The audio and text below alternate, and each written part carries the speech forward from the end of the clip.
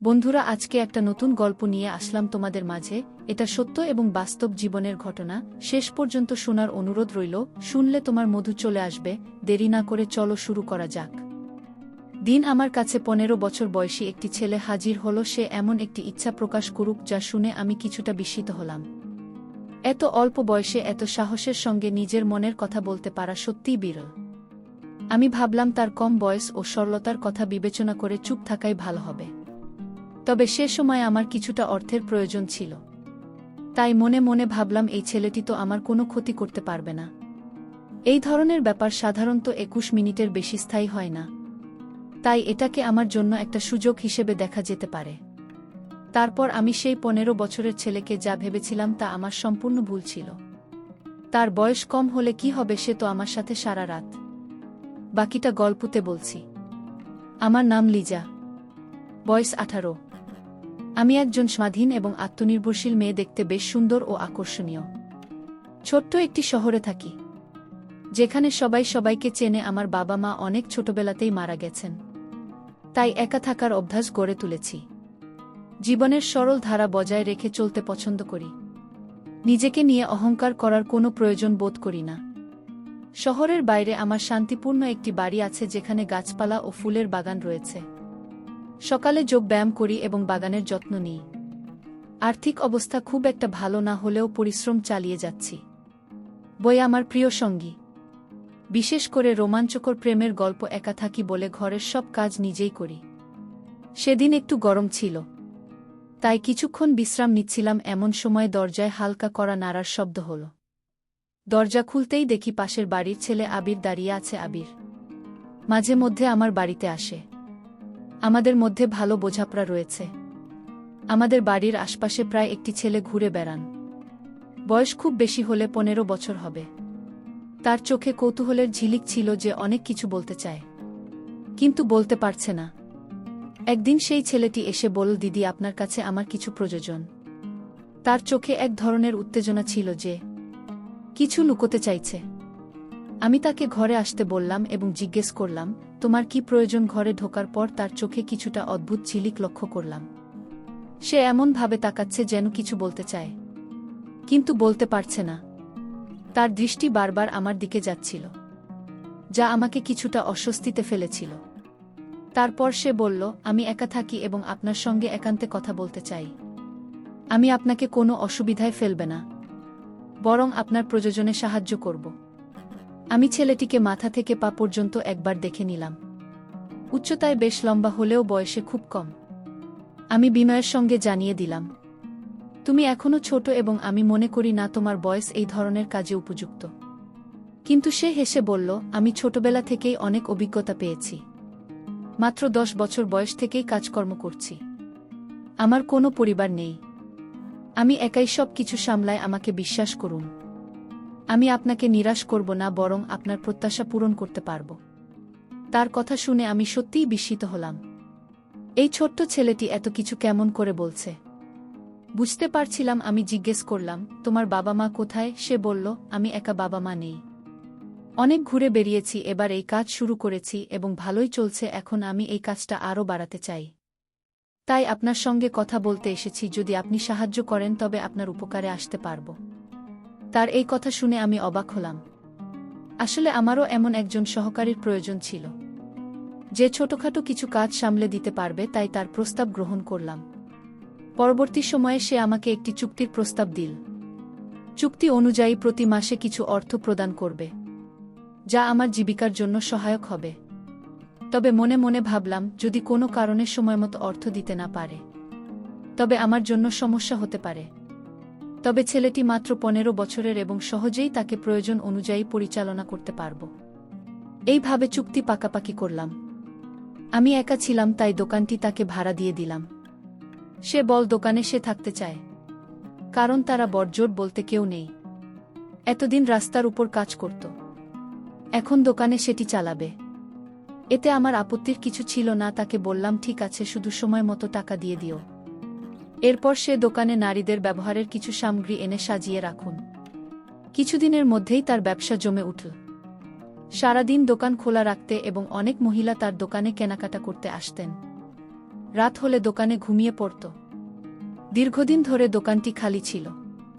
আগেও কয়েকবার দোকানটি ভাড়া দিয়েছিলাম, কিন্তু কেউ বেশি দিন এখানে থাকতে পারেনি। সবাই বলতো এই জায়গাটা ব্যবসার জন্য উপযুক্ত নয়। এমনকি আমি ভেবে নিয়েছিলাম দোকানটি আর কেউ ভাড়া নেবে না, কিন্তু এই ছেলেটি শুধু ভাড়াতেই ছিল না, বরং দোকানটি চালিয়ে বেশ জমিয়ে তুলেছে। আশ্চর্যের বিষয় হল, সে দোকানে নারীদের জন্য জিনিসপত্র রাখতে এবং বেশিরভাগ ক্রেতা ছিল নারীরাই। দোকানের কাজের পাশাপাশি সে আমার ছোটখাটো কাজগুলোতেও সহযোগিতা করত। কর্ম এবং বুদ্ধিমান ছিল সে। দোকানে আসা ক্রেতাদের প্রতি তার আচরণ ছিল বেশ আলী এবং জিনিসগুলো সুশৃঙ্খলভাবে সাজিয়ে রাখত, যা আমাকে মুগ্ধ করেছিল। তার দায়িত্ববোধ সময়ের সঙ্গে বাড়ছিল। প্রতিটি জিনিসে অত্যন্ত যত্ন সহকারে পরিচালনা করতে ক্রেতাদের সেবায় মনোযোগী ছিল, এবং তার কাজ ছিল এক ধরনের সততা ও পরিপাটি ছাপ। সে নিয়মিত তার ব্যবসা উন্নতির জন্য নতুন নতুন আইডিয়া নিয়ে আসত, নতুন কিছু কৌশল প্রয়োগ করেছিল, যার ফলে দোকানের বিক্রিও বাড়তে শুরু করল। কিছুদিন পর আমাদের মধ্যে বন্ধুত্ব গড়ে ওঠে আর সে আমার ছোটখাট কাজে সাহায্য করত। যখন খাবার একটু বেশি তৈরি হতো সেটি দোকানে পাঠিয়ে দিতাম। দোকান আর বাড়ির মাঝে ছোট্ট একটা দরজা ছিল। প্রয়োজন হলে সেই দরজা খুলে আবিরের সঙ্গে কথা বলতাম। ধীরে ধীরে আমাদের মধ্যে সম্পর্কের গভীরতা বাড়তে লাগল। আমি নিজেও একাকী ছিলাম, তাই আবিরের সঙ্গে পেয়ে অনেকটাই ভাল লাগছিল। আসলে আমার কোনো সন্তান ছিল না, আর আমার স্বামী সুরেশ গুরুতর অসুস্থ ছিলেন। সংসার চালানো আমার জন্য কঠিন হয়ে পড়েছিল। কেউ কেউ মাঝে মাঝে সাহায্য করলেও দোকান থেকে আসা টাকাটা আমার জন্য বেশ সহযোগিতা ছিল। তাই আবিরের সঙ্গে সম্পর্কটা ঘনিষ্ঠ রাখার চেষ্টা করছিলাম, যে সে দোকান ছেড়ে না যায় এবং আমার এই ছোট্ট আয়ের উৎস বজায় থাকে। কিন্তু আমি জানতাম না যে ছেলেটিকে আমি ছোট এবং সরল মনে করেছিলাম, সে এতটাও সহজ সরল নয়। আমাদের সম্পর্কের গভীরতা বাড়তে থাকলে আমি তাকে আমার বাড়িতে আসার অনুমতি দিলাম। ছোট ছোট কাজের জন্য সে আমার বাড়িতে চলে আসত, আর বাকি সময়ে দোকানে কাটাতো আমার স্বামী সুরেশেরও। এতে কোনো আপত্তি ছিল না, কারণ আমার কাছে তখনও 15 বছরের একটি বাচ্চা ছিল। বরং আবিরের উপস্থিতিতে আমাদের জীবনটা অনেকটাই জীবন্ত হয়ে উঠেছিল। আগের মতো একাকিত্ব আর মনোভাব ছিল না। কিছুদিন পর ঋতু পরিবর্তনের কারণে সুরেশের স্বাস্থ্যের অবনতি হতে লাগল। আমার কাছে তাকে হাসপাতালে নেওয়ার মতো টাকাও ছিল না। একদিন এমনই এক সময় আমি কাঁদছিলাম। আবির আমাকে দেখে জানতে চাইল, তুমি কাঁদছ কেন? তাকে সব বললাম, সুরেশের অসুস্থতা, হাসপাতালের খরচের চাপ এবং আমার একাকিত্বের অনুভূতি, একজন সন্তানের অভাব আমার জীবনের শূন্যতাকে আরও বাড়িয়ে দিয়েছে। আবির আমার কথা শুনে মুচকি হেসে বলল, তাহলে সন্তান নিচ্ছেন না কেন? এতে সমস্যা কি? তার প্রশ্নে আমি লজ্জায় পড়ে গেলাম। বুঝিয়ে বললাম, সুরেশ এখনও অসুস্থ। বিবাহের শুরুতে সুরেশ ইচ্ছে ছিল না যে আমরা সন্তান নেয়ার ঝামেলায় যাই, তো সন্তান নেওয়ার প্রয়োজন অনুভব করলাম। তাহলে হঠাৎ অসুস্থতা আমাদের জীবন একেবারে পাল্টে দিয়েছিল। সুরেশ একের পর থেকে সে আর সুস্থ জীবনে ফিরতে পারেননি। ভালোবেসে বিয়ে করলেও ধীরে ধীরে সম্পর্কটি বাধ্যবাধকতার রূপ নিয়েছিল, কারণ আমার সামনে আর কোনো পথ খোলা ছিল না। আবির হয়তো আমার মুখের অভিব্যক্তি বুঝতে পারছি। সে বলল, আপনাকে চিন্তা করতে হবে না, আমি তো আপনার পাশে আছি। শীঘ্রই আপনার সব সমস্যা দূর হয়ে যাবে। আবিরের কথায় আমার মুখে হাসি ফুটে উঠল। সে এত ছোট হয়েও এত সাহসী যে প্রতিটি সমস্যার মুখোমুখি হতে পারে, আর আমি এত বছর পেরিয়ে এসেও সাহস জোগাতে পারিনি। আবির ছোটবেলায় মাত্র 7 বছর বয়সে তার বাবা মাকে হারিয়েছি, তবুও সে জীবন সংগ্রামে হার মানেনি। নিজের পথ নিজেই তৈরি করেছেন, এবং পাশাপাশি সুরেশেরও যত্ন নিতে শুরু করেছিল। আবিরের সরলতা ও সাহসিকতা আমার মন ছুঁয়ে গেল। তার কথাগুলো আমাকে কিছুটা হলেও স্বস্তি এনে দিল। সে আমার পাশে থাকার প্রতিশ্রুতি দিল এবং আমার একাকিত্বের সঙ্গী হওয়ার প্রস্তাব করল। এতে আমার মনের সাহস ছিল। আমি বললাম, আবির, তোমার প্রতি আমি সত্যিই কৃতজ্ঞ। তোমার কথাগুলো যেন আমার জীবনে নতুন আশার আলো নিয়ে এসেছে। আমার কথায় কিছুটা স্বস্তি হচ্ছিল। আবির বলল, জীবনে সমস্যা আসবেই, কিন্তু আমরা একসঙ্গে সেগুলো পার করতে পারব। তোমার একার সব কিছু সামলানো দরকার নেই। তোমার পাশে একজন সঙ্গী থাকা উচিত, আর আমি আছি তোমার সঙ্গে। একসাথে সুরেশের যত্ন নেব এবং তোমার সমস্যাগুলো দূর করার চেষ্টা করব। আবিরের কথায় যে আন্তরিকতা, সততা ছিল, তা আমাকে গভীরভাবে ছুঁয়ে গেল। সে নিজে অনেক কঠিন সময় পার করছে, তবুও কখনো হাল ছাড়েননি। তার দুই মনোবল আমাকে অনুপ্রাণিত করল। তার কথাগুলো আমাকে প্রশান্তি এনে দিল।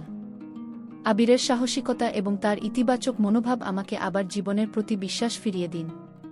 তোমার সঙ্গে আমার জন্য অনেক মূল্যবান বললাম আবিরকে। কিন্তু তোমার তো নিজের জীবন আছে, নিজের স্বপ্ন আছে। তোমার এত দায়িত্ব কাঁধে নেওয়ার প্রয়োজন নেই। চিন্তা ও সম্মানের সঙ্গে আমি শান্তভাবে উত্তর দিল। আমি অনেক কিছু হারিয়েছি। জীবনের পথচলা সবসময় সহজ হয় না। কিন্তু যখন আমরা অন্যের পাশে দাঁড়াই তখন এক বিশেষ ধরনের আনন্দ পাই।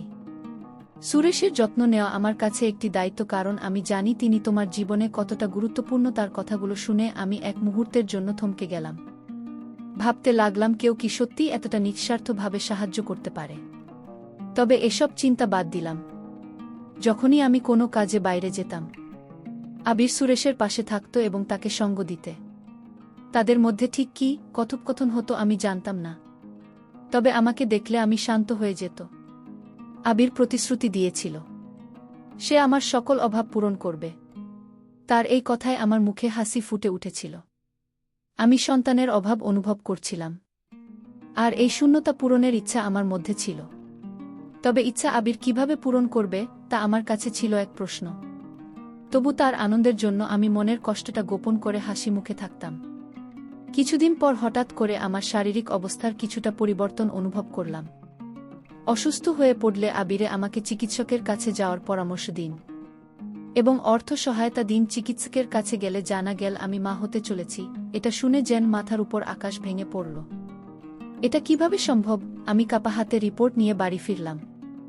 ভয় সুরেশকে বিষয়টি জানালে সে মুচকি হেসে বলল, এটা তো সম্ভব, হয়তো আমি এখন একজন সন্তানের বাবা হওয়ার জন্য প্রস্তুত। যদি ঈশ্বর আমাদের এই সুখবর দিয়ে থাকেন, তাহলে হাসি মুখে গ্রহণ করো। সুরেশের কথায় আমি অবাক হয়ে গেলাম। সত্যিই কি আমি সুরেশের সন্তানের মা হতে যাচ্ছি? এটা বিশ্বাস করা কঠিন ছিল, কারণ তার স্বাস্থ্যগত কোনো উন্নতি দেখা যাচ্ছিল না। তবু আমি মেনে নিলাম যে হয়তো আমি সুরেশের সন্তানের মা হতে চলেছি। এরপর থেকে নিজের যত্ন নিতে শুরু করলাম। আর আবির এটা জানতে পেরে ভীষণ খুশি হল, যেন তার নিজের বাড়িতে নতুন অতিথি আসছে।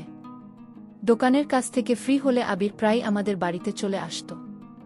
সে নিজেই সুরেশ যত্ন নেওয়ার দায়িত্ব নিয়েছে এবং আমাকে স্বস্তি দিতে নানা কাজে সাহায্য করত। এমনকি আমার জন্য ফল জুস নিয়ে আসত। তার দোকানও ভাল চলছে, আর দিনগুলো এভাবেই কেটে যাচ্ছিল। অবশেষে 9 মাস পরে আমি একটি সুন্দর শিশুর জন্ম দিলাম। মজার বিষয় হল, শিশুটি আমার বা সুরেশের মতো দেখতে নয়, বরং অনেকটা বিয়ের মতো দেখতে। আমি কখনো শিশুর মুখের দিকে তাকাতাম, কখনো আবিরের দিকে হাসতে হাসতে। আবির বলল, আপনি তো আমাকে এত দেখেছেন যে আপনার বাচ্চাটা আমার মতো হয়ে গেছে। শুনেছি মা যদি কাউকে বেশি দেখেন, সন্তানও অনেক সময় তার মতোই দেখতে হয়। আবিরের এই কথায় আমি লজ্জায় মাটিতে মিশে গেলাম। এত কম বয়সে তার এসব বিষয় জানা দেখে আমি অবাক হলাম। আমার কোলের সন্তান আশায় আনন্দে আমার মন ভরে উঠল। বাড়িতে ফিরে মনে হচ্ছে জীবন যেন নতুন করে বেঁচে উঠেছে। কিন্তু সন্তান হওয়ার পর ব্যয় অনেক বেড়ে গিয়েছিল, আর বুঝতে পারছিলাম না কিভাবে সব সামলে। তখন আবির আমাকে সাহায্য করতে লাগল। সন্তানের খরচের দায়িত্ব সে নিয়েছিল। আমাদের জন্য সে মোটেই অপরিচিত ছিল না। আমি তাকে ছোট ভাইয়ের মতোই আপন ভাবতে শুরু করেছিলাম। তার জন্যই আমাদের অবস্থা এখন অনেক ভালো। ভাবলাম তাকে ছোট্ট একটি ধন্যবাদ জানাব, তার প্রিয় খাবারগুলো রান্না করে খাওয়াব। আবির আসার আগে আমি বাচ্চাটিকে ঘুম পাড়িয়ে রান্নাঘরের কাজে লেগে পড়লাম। কিছুক্ষণ পর আবির এল, তার মুখে মিষ্টি হাসি। আমি তাকে সাদরে অভ্যর্থনা জানিয়ে খাবার পরিবেশন করলাম। আবির খেতে খেতে বলল, আপনি দারুণ রান্না করছেন। আপনার সাহায্য করতে পেরে আমি সত্যিই খুশি। তার কথাগুলো শুনে আমার মন ছুঁয়ে গেল। আমি বললাম, আবির, তোমার সাহায্য ছাড়া আমার জন্য জীবনটা অনেক কঠিন হতো। সে বিনয়ের সাথে বলল, আমি যতদিন আছি আপনার কোনো অভাব হবে না। তার কথাগুলো আমাকে আরও আশ্বস্ত করুন। আবিরের সাহস ও সমর্থন আমাকে ও আমার সন্তানকে এক নতুন শক্তি দিল। সময় সাথে সাথে আমার ছেলের সাথে আমার জীবনে একটা স্বাভাবিকতা চলে এল। যদিও আবিরের সাহায্য সবসময় অমূল্য ছিল, তবু আমি নিজেই নিজের পায়ে দাঁড়ানোর চেষ্টাও করেছিলাম। কিছুদিন পর যখন আমার সন্তান 6 মাস বয়সে পৌঁছান, হঠাৎ জানতে পারলাম আমি আবার মা হতে চলেছি। এক মুহূর্তের জন্য অবাক হয়ে গেলাম। এত দ্রুত আমি আবার মা হতে যাচ্ছি। আমার মনে এক ধরনের আতঙ্ক জন্মালেই নতুন সন্তানের দায়িত্ব কিভাবে পালন করব। আমার প্রথম সন্তান তো এখনও ছোট, আর সুরেশের দায়িত্ব আমাকে পালন করতে হচ্ছে। আমার চিন্তা দেখে সুরেশ বলল, ঈশ্বর আবারও আমাদের আশীর্বাদ দিতে চলেছেন। এতে ভয় পাওয়ার কিছু নেই। আমাদের প্রথম সন্তান যেমন এসেছে তেমনি দ্বিতীয়টি আসবে। আমি মাথা নিচু করে বললাম, আমাদের সকল দায়িত্ব আবিরের কাঁধে। সে আমাদের কিছু না হলেও তার সাহায্যে আমরা দাঁড়িয়ে আছি। এরই মধ্যে আমাদের দ্বিতীয় সন্তানও এলো, আর আমি 2 সন্তানের দায়িত্ব পালনে ব্যস্ত হয়ে গেলাম। আমি এত ব্যস্ত ছিলাম যে নিজের দেখভাল করার সময় পেতাম না, যা পুরোপুরি আবিরের উপর নির্ভরশীল হয়ে পড়েছিলাম। আবিরের সঙ্গে আমার গভীর বন্ধুত্ব গড়ে উঠেছিল, যেখানে আমরা সব কথা শেয়ার করতাম। সারাদিন সন্তানদের সামলাতাম, রাতে ক্লান্তিতে ঘুমিয়ে পড়তাম। আবির অনেক সময় সন্তানদের ঘুম পাড়াতে অল্প বয়সে এসে আমাদের পরিবারের দায়িত্ব নিয়েছি, যা আমাকে অবাক করত। আবির কখনো অভিযোগ করত না, বরং আনন্দ নিয়ে দায়িত্ব পালন করত, যা আমার জন্য ছিল শান্তির। তবে মাঝে মাঝে মনে হতো তাকে এত বোঝা দেওয়া ঠিক না। একদিন আবির এসে বলল, আপনি আমাকে পর ভাববেন না, আমি সব করতে পারি। তার এই কথাগুলো আমাকে আশ্বস্ত করত। 3 সন্তানের মা হয়ে আমার জীবন বদলে গিয়েছিল। ভেতরের পুরনো খালি ভাবটা মুছে গিয়েছিল। এই বাচ্চাগুলো আমাকে দাও, তুমি শান্তিতে ঘুমাতে পারবে। আবির হাসি মুখে বলল, আমি খুশিমনে বাচ্চাগুলোর হাতে তুলে দিলাম। সে প্রতিবারেরই